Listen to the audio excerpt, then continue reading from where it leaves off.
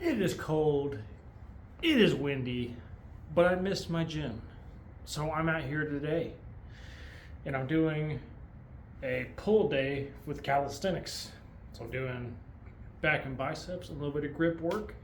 I'll show you some new things I've learned. You know, nothing you can't look up, but maybe now you're just seeing it. So I'm going to start off with, of course, we got the rings. You've seen me do the rings. Always do the rings. I'm doing the rings.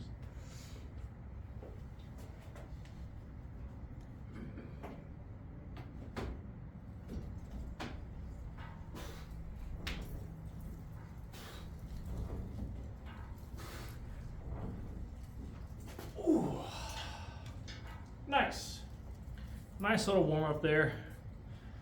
3 reps. Get some blood flow in there. Some weird anecdote I have with the calisthenics training I've been doing is, for instance, the day I did about 300 push-ups, as you can imagine, I was super duper pumped up and swole and super sore. Like, every pushing muscle was super sore. Tricep, chest, shoulders, all that. Typical stuff, right? Nothing no one's ever been through.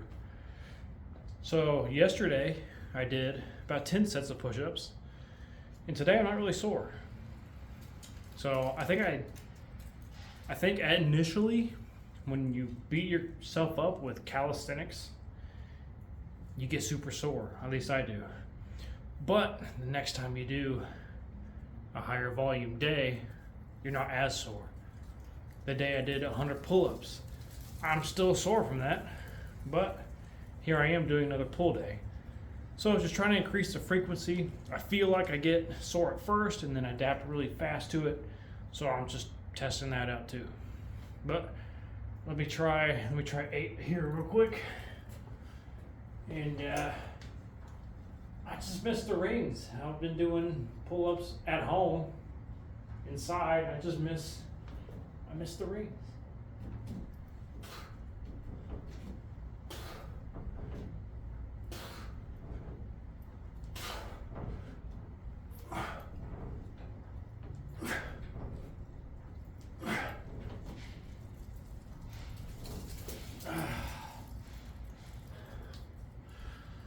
Set of 8 works wonders for me.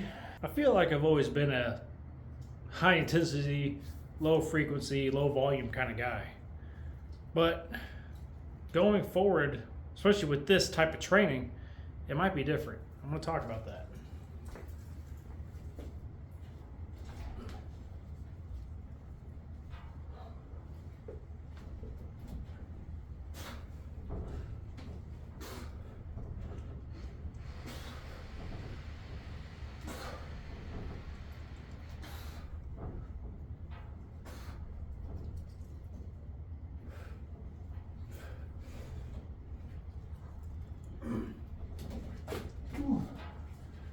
Yeah, I think we're doing weights, heavy external weights.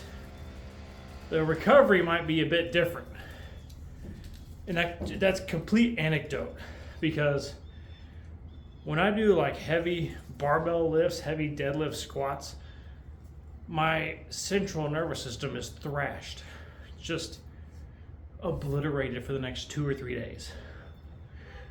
But when I do calisthenics moves, I don't feel like I'm just hit by a truck.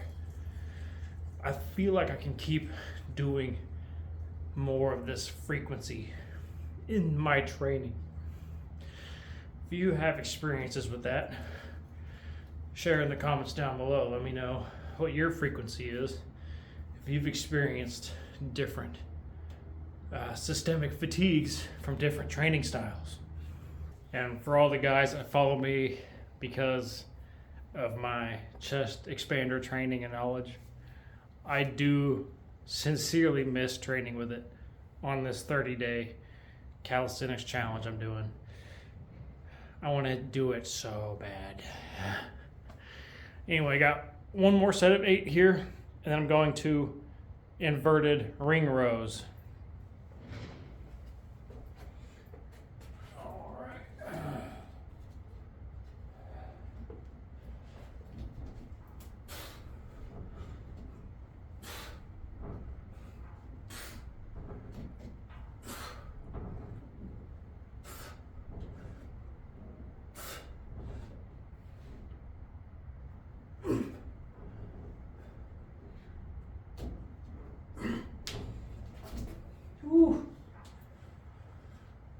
Not quite failure, but also pretty close to it. So this is going to look pretty strange. But for biceps with the rings here, I'm going to be working on tendons. So I'm going to be working isometrics in the lengthened position. So I'll show you. So I'm kind of doing a skin the cat kind of look here, but I'm flexing my biceps and keeping tension on them. At the same time, flexing triceps, relaxing, contracting, standing back up, getting a stretch, really working on the strengthening portion of biceps during calisthenics. Moving shoulders around, keeping things tight, moving here. But a lot of this stuff is biceps. It's just, you're not typically seeing a curl happen, you know? Your biceps stabilize your shoulder in a locked arm position. So, honestly, just spending time here, in and out, oscillating. More mobility work. But when you get off of that, your biceps are pumped. This is another really good crazy isometric. So you know how in ring dips, people externally rotate and they come to the top? Forget what that position's called, but gymnastics rings training, when you're done with the ring dip, you want to externally rotate the rings.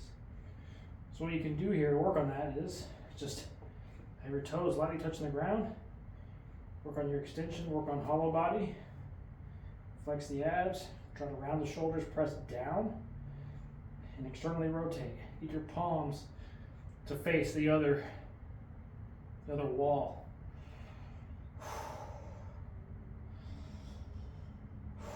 You would think your triceps do a lot of work here, but if you start to lean forward, biceps are cooking. Any arm wrestlers on my challenge? Any arm wrestlers on my channel? Dude, this is straight up. This is straight up locking arms with someone else. So I hooked up my ridiculously massive freaking, what do we call this? Rolly grippy thing, like Jujimufu calls it. Iron Mind calls it the Rolling Thunder. So, cupping, bicep pulling in, elbow close to body. Smoked.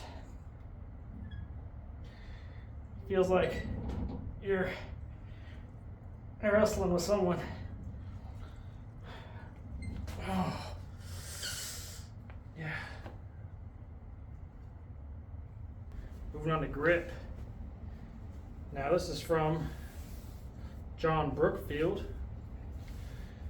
and he recommends this for the gentlemen that have different variety of strength through all their digits. So even if you're strong at crushing or you're strong at pinching, this works all of that range of motion and works all your digits separately. So what you're gonna do is you're gonna have the towel like this in your hands, and you're gonna try to roll it up. You can do it standing or sitting. This works every digit. And if your hands are not smart like mine, you're gonna twist your toes and curl your feet and make funny faces. But it's also harder than it looks. Then you start doing, works your thumbs too. And then it gets thicker, so then you start working more of that open hand position. but toward the end here, see my thumb's not even cooperating with me.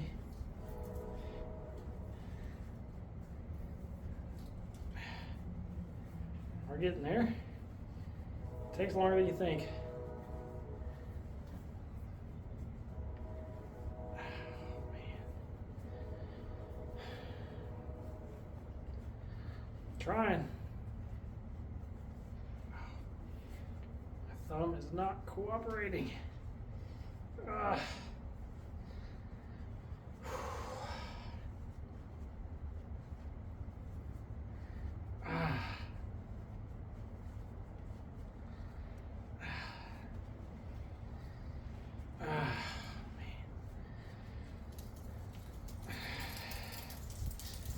He can do it in seconds. Took me like 2 minutes. And I am just straight pumped from that. Appreciate you guys for tuning in. Let me know if you tried any of these moves today. They're fun and awesome. Appreciate you guys.